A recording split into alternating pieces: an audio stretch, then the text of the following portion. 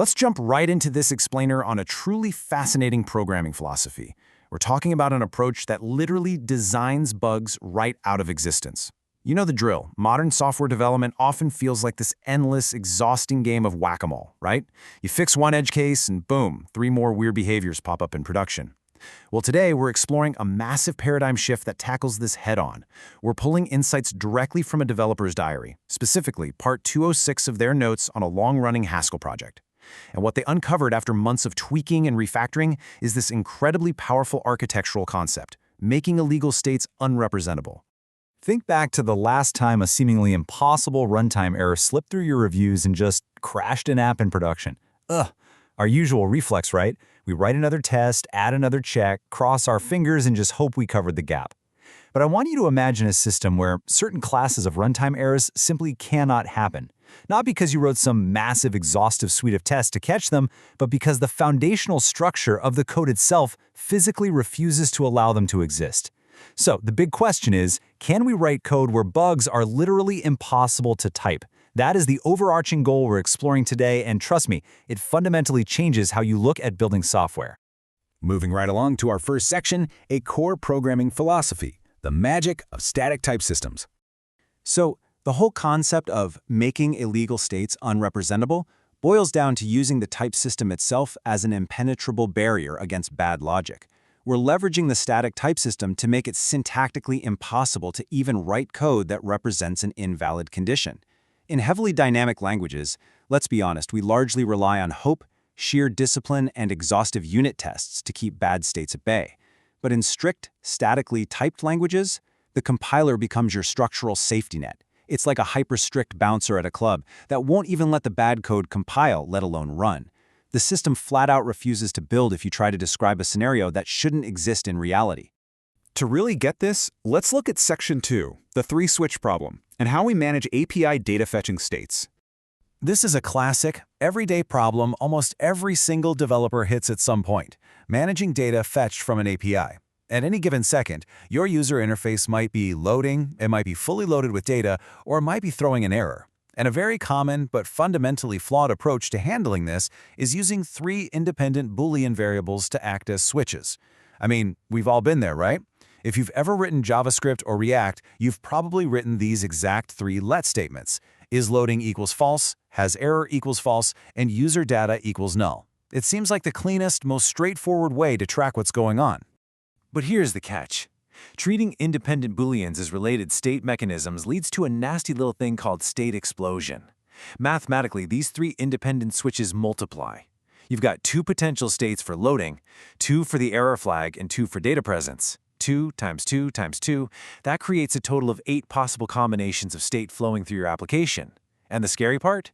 Every time you add just 1 more independent variable to handle some new UI quirk, you are literally doubling the total complexity of your entire system. When you actually map out the math of those 8 combinations, a glaring issue pops up instantly. Out of those 8 potential states generated by our variables, 5 of them are conceptually impossible in the reality of our application. Only 3 of those setups actually represent a valid scenario where the app is behaving normally.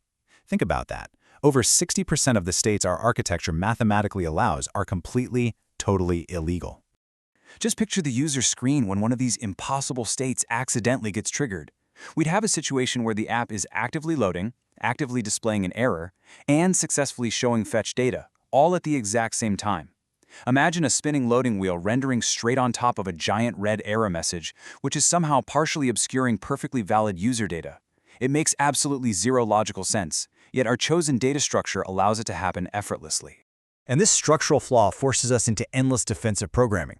We end up littering our code bases with convoluted checks, right? Writing dense if is loading and not has error and not user data statements literally everywhere, just to protect the UI from itself. It's an exhausting way to build software. So we have to ask the million-dollar question. How do we fix this so those impossible scenarios just vanish? What if those 5 illegal states simply didn't exist in our code's universe at all? Let's dive into Section 3, the elegant Haskell solution, and see how forcing mutually exclusive states changes the game. This brings us to a foundational concept in languages like Haskell called algebraic data types, or specifically sum types. Instead of independent switches relying on AND logic, where a state could technically be loading and erroring, We use a single data structure that relies entirely on OR logic. In Haskell, we define UI state that can equal loading, or an error, or a success state carrying our data. It forces us to pick only one mutually exclusive state at any given time.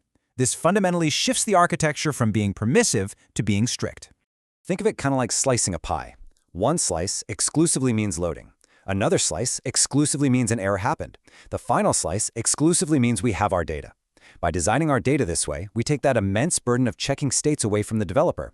No more writing defensive if statements at runtime, and we hand that burden directly to the compiler at compile time. Because the compiler strictly forces us to pick just one slice of this pie, those 5 illegal states from earlier, they literally do not exist anymore. You physically cannot type a state where it's loading and erroring simultaneously. Wrapping up with Section 4, let's talk about the benefits of better design and why this philosophy actually matters to your day-to-day workflow. The improvements this mindset brings to your engineering life are just massive. First off, you stop a whole class of runtime errors dead in their tracks. An API call will simply never end up loading and displaying an error at the same time. That alone saves hours of debugging. Second, you completely eliminate the need to write that hackish, defensive code for impossible edge cases. Your codebase becomes drastically cleaner and more readable. And finally, the data type definition makes the system instantly self-documenting. A new developer joins your team, looks at the UI state definition, and immediately knows exactly what states the application can exist in. No more tracing the logic of 3 separate Boolean variables scattered across the entire app. As the author prepares for even more refactoring in their upcoming Haskell diary posts based on this core insight, I want to leave you with a lingering thought. If your code structure mathematically guarantees that impossible edge cases simply cannot compile, what impossible logic will you design out of your system next? How might you adapt your own work, regardless of what language you're using, so that bad states simply cannot exist? Something to chew on. Thanks for exploring this fantastic architectural concept with me.